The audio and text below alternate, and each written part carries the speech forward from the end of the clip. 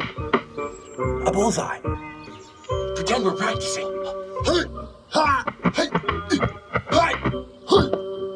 Hi, Father. Well, carry on. Right, well, that's it. What?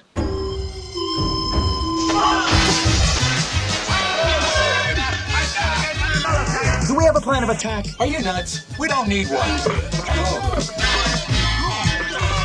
Hey guys, it's Will with Hong Kong Cinema Appreciation Society. Welcome back. Time for a Blu-ray review. Before I do that, thank you so much for everyone who has found us recently. We have this huge number of new subscribers. We're up to 758, I think, when I checked this morning. Cha-ching! So we're on the road to 1,000. That is so cool. Thank you so much for finding us. For all those people, thank you to everyone who has shared our videos. That's super cool, and that helps bring new people in because it shares it with audiences who might not know that we're out there, and that is super cool. And I do really appreciate that because obviously people are taking time to like think, hey, you know, so and so might like this video, or this group I'm in might like this video. I'm going to share it, so that's awesome. Yay! Thank you so much. So what are we here to talk about today? It's 88 Films yet again. You know it. It's Dragon Lord. It's Jackie Chan. Like, there he is. And as you can see, this is kind of like a matte finish. So I think it said on their website that this was a gloss slipcase. And then I put up an unboxing video of it, and someone was like, that looks like a matte slipcase, not a gloss one. And I was kind of like, oh yeah, it is very clearly like more of a matte finish. I love that for two reasons. One, it's really nice to the touch. Like, it feels really like, I know it's like a little creepy, but you know, I like to like smell and touch paper.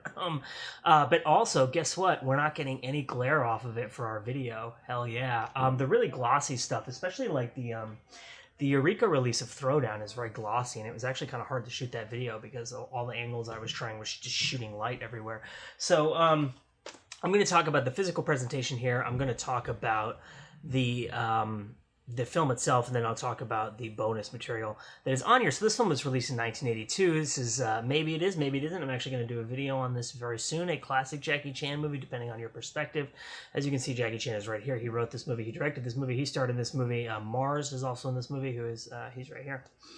Yep, and you know, he's in like a ton of Jackie Chan movies and a ton of other Hong Kong movies and TV. You'll definitely recognize him if you watch a lot of that stuff. And then this is Kwok In-shik. I wrote his name down because his name is Korean, and Kwok In-shik, yeah. So I'm probably really butchering that pronunciation. He's a Korean Hapkido expert and instructor who is also in Hong Kong films, and so he's also in The Young Master, I believe. And so I'm probably really mispronouncing his name, but that's who that is. And he plays the villain in the film, and here's the back of the slipcase here. And so this is a limited slipcase. I think the first 3,000 printed will get this, and this is a Region B release, which is important to know because if you do not have a Region B player or a multi-region player, it will not play. So if you, like me, are in the US and you have a standard US commercial Blu-ray player, that will be a Region A player and it will not play this. So I have a multi-region player, which is how I am able to play it. So you open it up, and what do you have here? Hell yeah, there's the artwork again.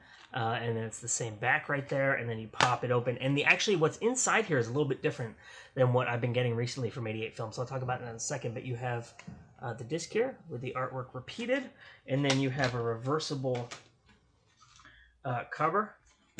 As you can see, I kept the Kung Fu Bob. I know that I say this every time I do one of these videos, but I feel like Kung Fu Bob has outdone himself yet again, and this is definitely one of my favorite. I'm thinking of doing a list, actually, like just ranking the Kung Fu Bob covers for the 88 Films Jackie Chan releases, but this is like top 5 for me, for sure. Maybe top 3, I don't know.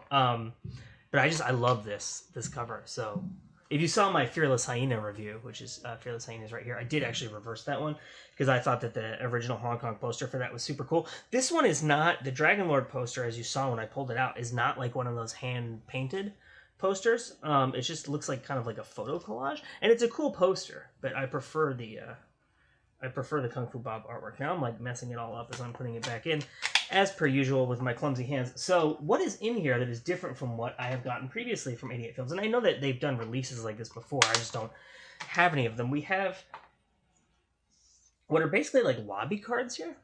See? And then on the back of them, man, it just says kind of like Dragon Lord, but some of them have like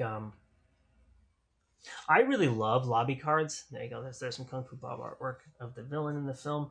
And so it's super cool to have these like miniature lobby cards. I actually look at lobby cards a lot on eBay and think about buying like original ones. There's some people who even sell like lots of original Shaw Brothers lobby cards. And so did I do this one already? I'm like losing my way. What is happening? Yeah, that's all. Okay, cool. So those are the lobby cards. And then something else that is super cool for the people who are big fans of the Kung Fu Bob artwork. Are you ready for this? Check it out. Yeah, hell yeah. It's a poster, and it's nice. This is like nice paper.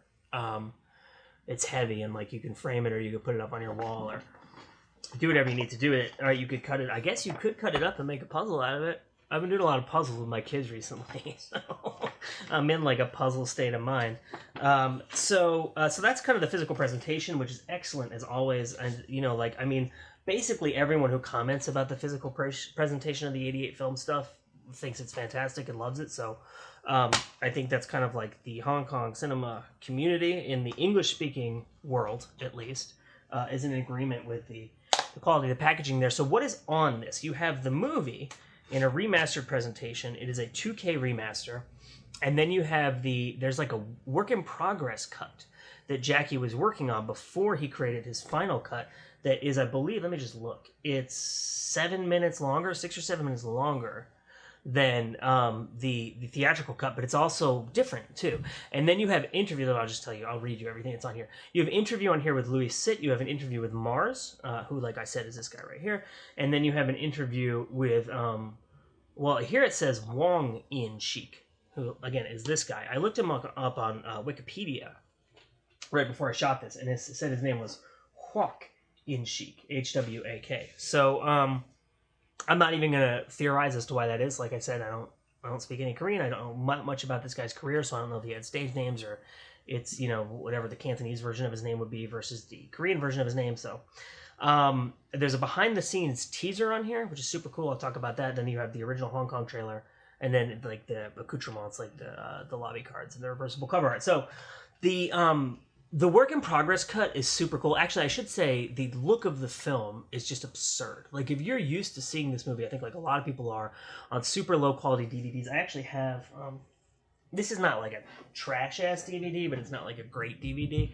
I watched this as recently as like, I think March or April of this year. And this is just like an old Hong Kong release, which is like, I think it's like region free or all region or whatever.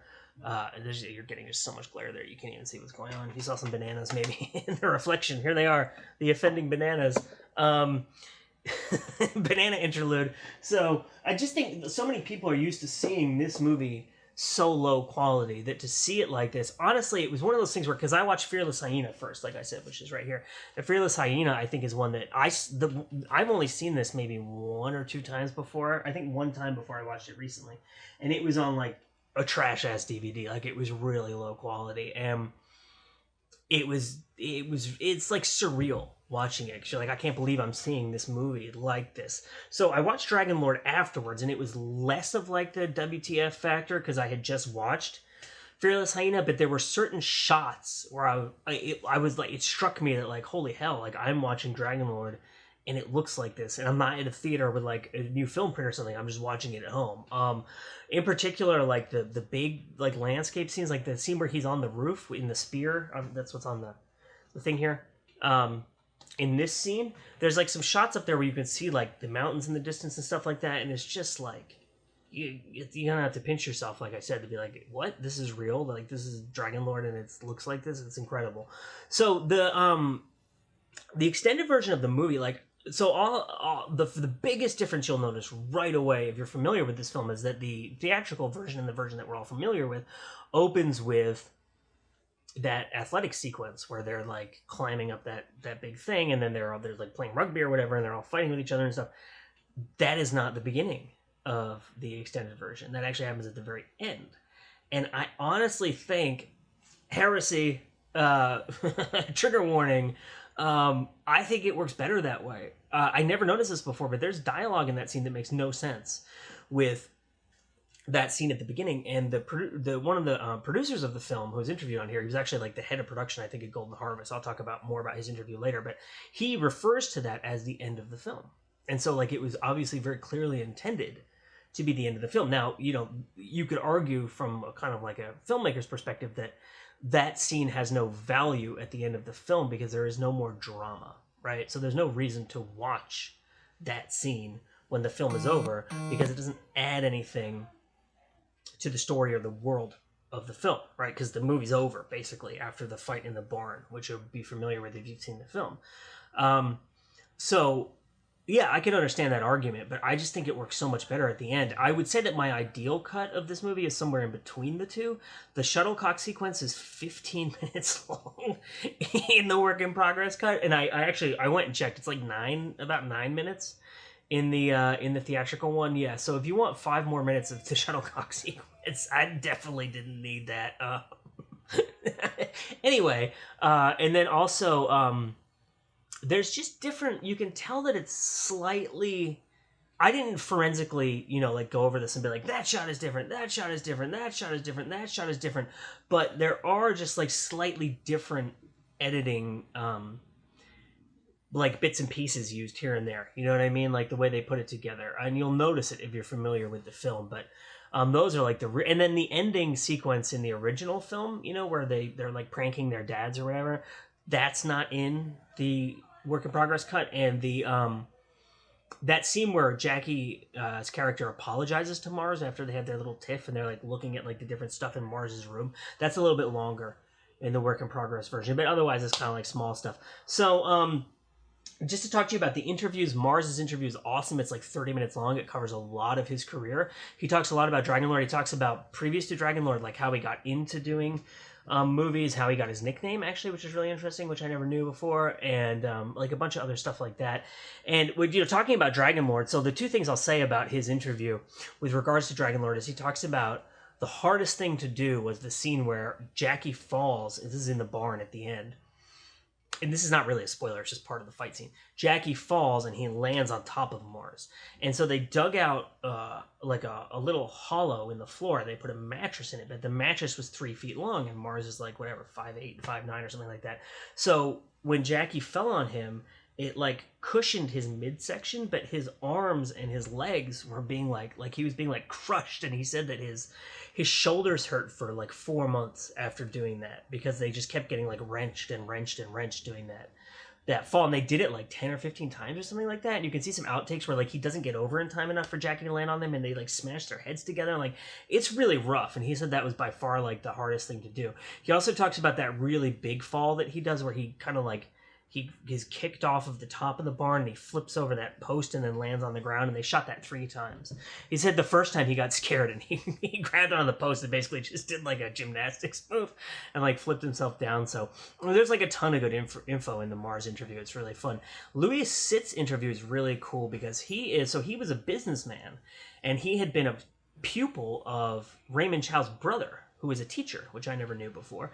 And Raymond Chow was looking for business people to join Golden Harvest who were not film people, but who would look at it with like a business mindset and be like more pragmatic about it and less like enamored with like being around the stars and the films and stuff.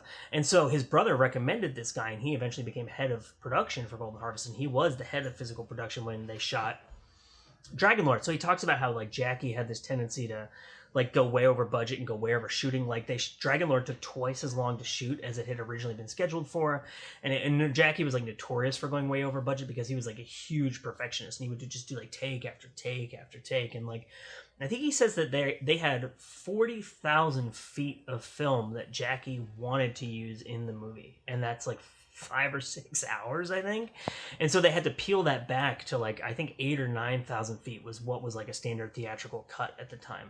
And so like entire movies worth of material basically just went out the window. So a lot of the people who talk about problems they have with Dragonlord talk about how they feel like there are all these plot strains that are left unresolved, and that might very well be why, right? Because all of this film just got left out. But he talks about how they were scouting locations in Korea for like weeks or months, and then they went to Korea. They shot for like 1 or 2 days, and then Jackie's like, it's too cold here, we can't do this. And then they went to Taiwan. But then by the time they got to Taiwan, it was summer and it was hot as balls. So like the peacock thing, the shuttlecock rather sequence, the shuttlecock sequence took them like I think like somewhere between 3 weeks and like 6 weeks to shoot. Different people tell you different lengths, so you kind of have to just estimate in the middle there.